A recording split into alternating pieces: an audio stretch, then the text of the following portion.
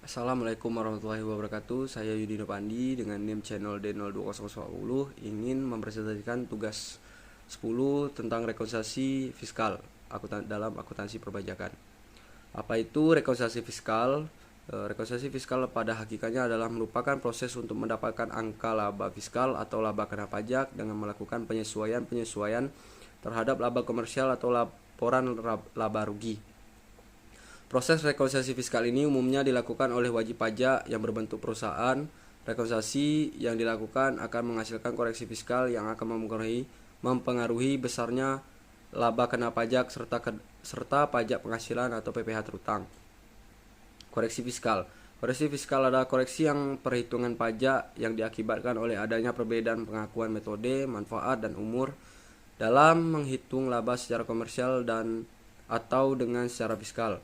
Koreksi fiskal dilakukan karena adanya perbedaan antara laba atau rugi menurut perhitungan akuntansi komersial dengan akuntansi fiskal berdasarkan Undang-Undang Nomor 10 Tahun 1994 dan Undang-Undang Nomor 17 Tahun 2000. Maka sebelum menghitung pajak penghasilan yang terutang, terlebih dahulu laba atau rugi komersial tersebut harus dilakukan koreksi-koreksi fiskal sesuai dengan Undang-Undang Nomor 17 Tahun 2000. Jenis-jenis koreksi fiskal. 1. Beda tetap.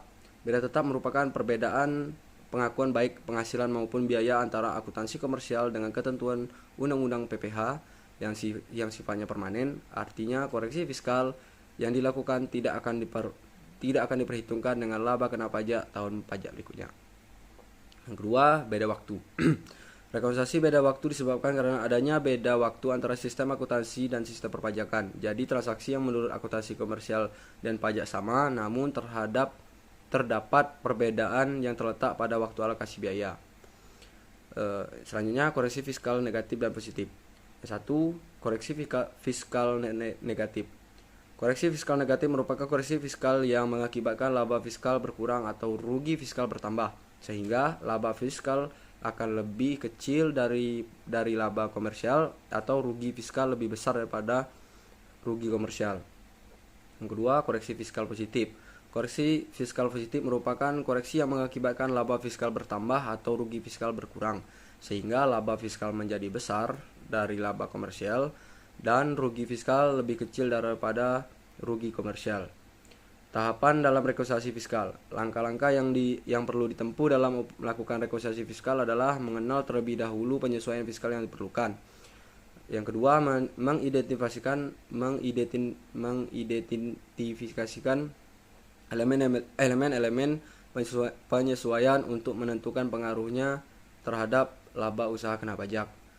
Yang ketiga, mengoreksi fiskal dengan melakukan koreksi fiskal positif dan negatif.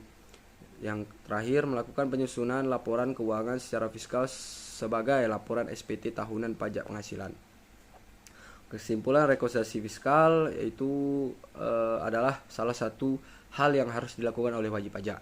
Proses ini berguna untuk mencocokkan ketika ada hal yang berbeda di antara laporan keuangan komersial dan laporan keuangan fiskal.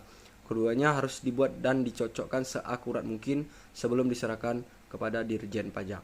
Sekian dan terima kasih. Assalamualaikum warahmatullahi wabarakatuh.